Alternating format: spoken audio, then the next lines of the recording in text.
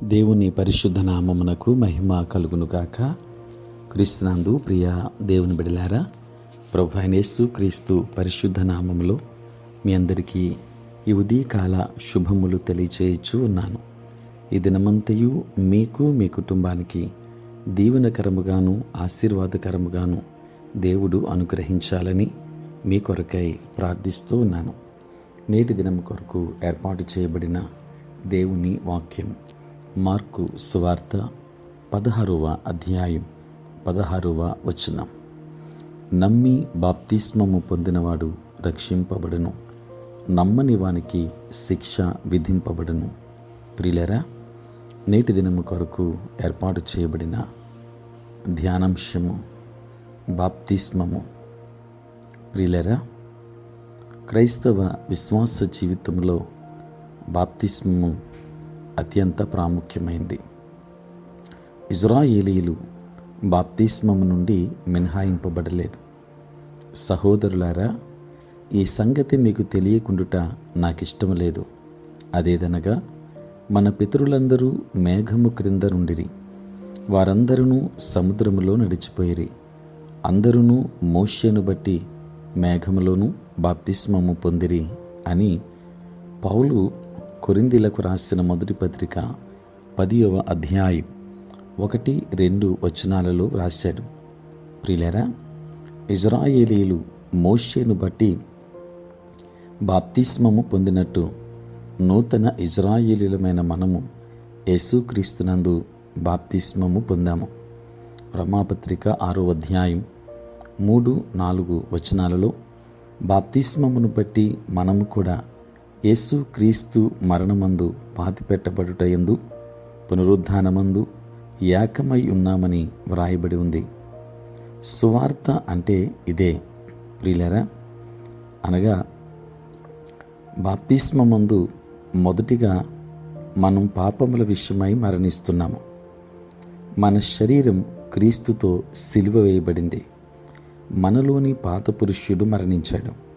ఇక పాపానికి ఏమాత్రం మనపై అధికారం లేదు. రెండవదిగా, మన పాత జీవితాన్ని నీళ్లలో పాతిపెడుతున్నాం. మూడవదిగా, నూతన సృష్టిగా నూతన జీవితం కొరకు తిరిగి లేస్తున్నాం.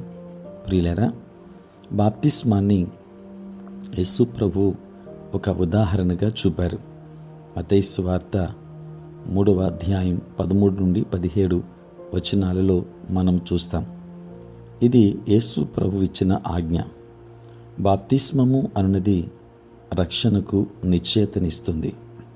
బాప్తిస్మము అనగా పరిశుద్ధాత్మ వరములు పొందడానికి ఇది ఒక ఆధారం. కాబట్టి బాప్తిస్మము తప్పించుకోలేనిది.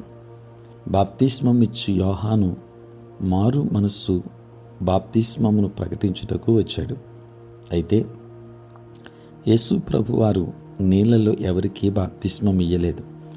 ఆయన పరిశుద్ధాత్మలో అగ్నిలో బాప్తిస్మం ఇచ్చేవాడు. ప్రియులారా, విశ్వాసిగా నీకు నాకు పరిశుద్ధాత్మ బాప్తిస్మం తప్పనిసరిగా అవసరం. మన ఆత్మీయ జీవితంలో ఈ నూతన బాప్తిస్మంను కలిగి ఉండటం ఎంతో అవసరం.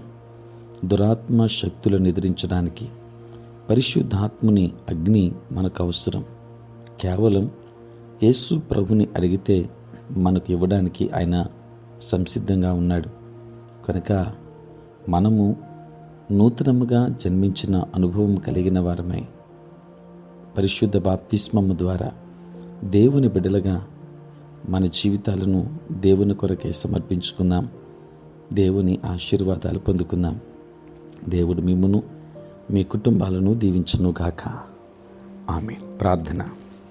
పరిశుద్ధుడైన తండ్రి, ప్రేమ కలిగిన ప్రభువా, మీ పరిశుద్ధ నామమునకై వందనాలు స్తోత్రాలు చెల్లిస్తున్నాం నాయన.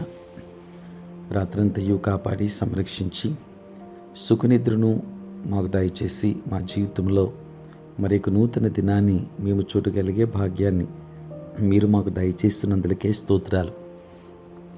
ఈ దినమంతా కూడా మీ సన్నిధి మాతో ఉంచండి. మీ ప్రసన్నత మాకు అనుగ్రహించండి. మా ప్రతి బలహీనత నుండి మాకు విడుదలనివ్వండి.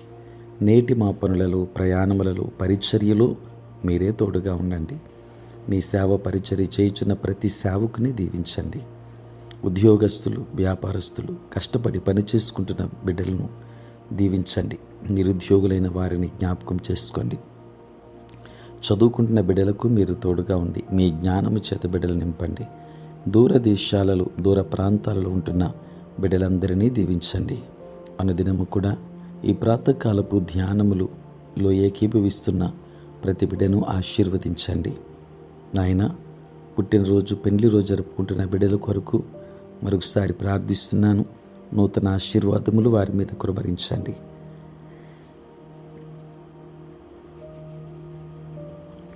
దీవెనల చేత మమ్మల్ని అందరినీ కూడా నింపమని, కృప చూపించమని యేసు నామములో ప్రార్థించి వేడుకొనుచున్నాము తండ్రి.